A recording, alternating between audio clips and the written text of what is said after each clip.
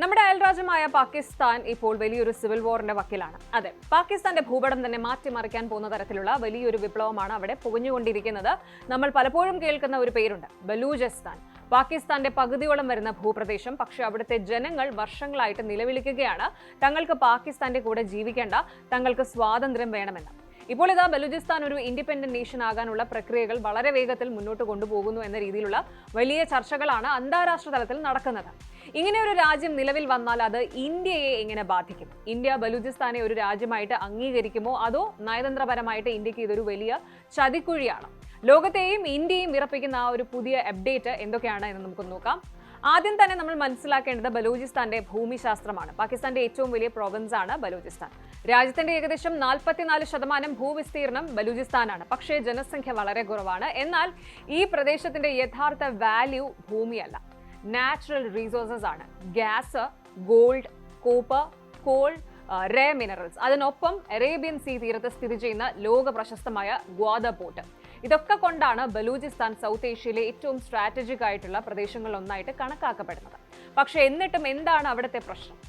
1948 പാകിസ്ഥാൻ ഈ പ്രദേശം ബലപ്രയോഗത്തിലൂടെ കൈക്കലാക്കിയത് മുതൽ ബലൂജികൾ ദുരിതത്തിലാണ്. അവിടുത്തെ കോടിക്കണക്കിന് വിലയുള്ള വിഭവങ്ങൾ പാകിസ്ഥാൻ സർക്കാർ കൊള്ളയടിക്കുന്നു. എന്നാൽ ബലൂചിസ്ഥാനിലെ ജനങ്ങൾക്ക് കുടിക്കാൻ വെള്ളമോ ഭക്ഷണമോ റോഡോ ഹോസ്പിറ്റലോ പോലുമില്ല. അവർ പാകിസ്ഥാനിലെ ഏറ്റവും പാവപ്പെട്ട ജനവിഭാഗമായിട്ട് തുടരുന്നു. ഇതിനെതിരെ പ്രതികരിക്കുന്ന ബലൂച്ച് യുവാക്കളെയും നേതാക്കളെയും പാക് മിലിറ്ററി ക്രൂരമായിട്ട് തട്ടിക്കൊണ്ടുപോയി കൊല ചെയ്യുകയാണ്. ഇതിനെയാണ് എൻഫോഴ്സ്ഡ് ഡിസപ്പിയറൻസ്, അതായത് നിർബന്ധമായിട്ട് കാണാതെയാക്കലെന്ന് വിളിക്കുന്നത്. ആയിരക്കണക്കിന് യുവാക്കളാണ് ഇങ്ങനെ കൊല്ലപ്പെട്ടത്.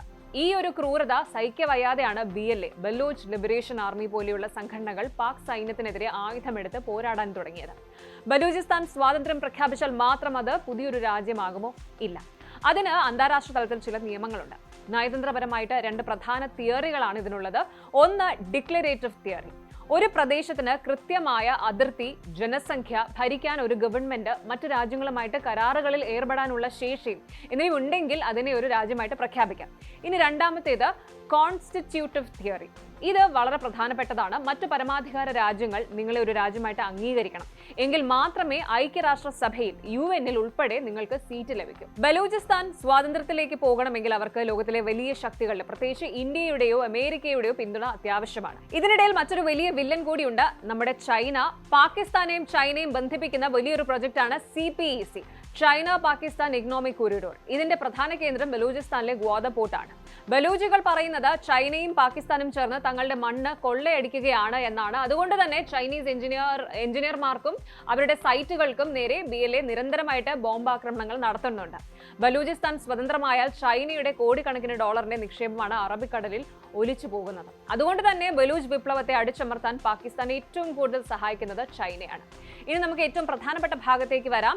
ബലൂചിസ്ഥാൻ സ്വാതന്ത്ര്യം പ്രഖ്യാപിച്ചാൽ ഇന്ത്യ അവരെ പിന്തുണയ്ക്കുമോ? പ്രധാനമന്ത്രി നരേന്ദ്രമോദി 2016 സ്വാതന്ത്ര്യ ദിന പ്രസംഗത്തിൽ ബലൂചിസ്ഥാനിലെ മനുഷ്യാവകാശ ലംഘനങ്ങളെക്കുറിച്ച് പരസ്യമായിട്ട് സംസാരിച്ചിരുന്നു.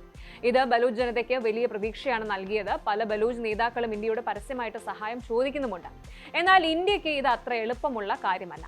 ഇന്ത്യ ഇവിടെ വലിയൊരു നയതന്ത്ര പരീക്ഷണമാണ് നേരിടുന്നത്. ഒന്ന്, കാശ്മീർ വിഷയമുണ്ട്. ഇന്ത്യ ബലൂചിസ്ഥാന്റെ സ്വാതന്ത്ര്യത്തെ അനുകൂലിച്ചാൽ പാകിസ്ഥാനും ചൈനയും ചേർന്ന് അന്താരാഷ്ട്ര തലത്തിൽ കാശ്മീർ വിഷയം വീണ്ടും ഉയർത്തിക്കൊണ്ടുവരും. മറ്റു രാജ്യങ്ങളുടെ ആഭ്യന്തര കാര്യങ്ങളിൽ ഇന്ത്യ ഇടപെടുന്നു എന്ന് അവർ കുറ്റപ്പെടുത്തും. 2, ടെററിസം ലേബൽ. ബലൂചിസ്ഥാനിലെ പ്രധാന പോരാട്ട ഗ്രൂപ്പായ BLA പാകിസ്ഥാനും അമേരിക്കയും ഉൾപ്പെടെയുള്ള രാജ്യങ്ങൾ ഒരു ഭീകര സംഘടനയായിട്ടാണ് പ്രഖ്യാപിച്ചിരിക്കുന്നത്. അതുകൊണ്ട് തന്നെ അവരെ പരസ്യമായിട്ട് പിന്തുണയ്ക്കുന്നത് ഇന്ത്യയുടെ അന്താരാഷ്ട്ര പ്രതിച്ഛായയെ ബാധിക്കാം.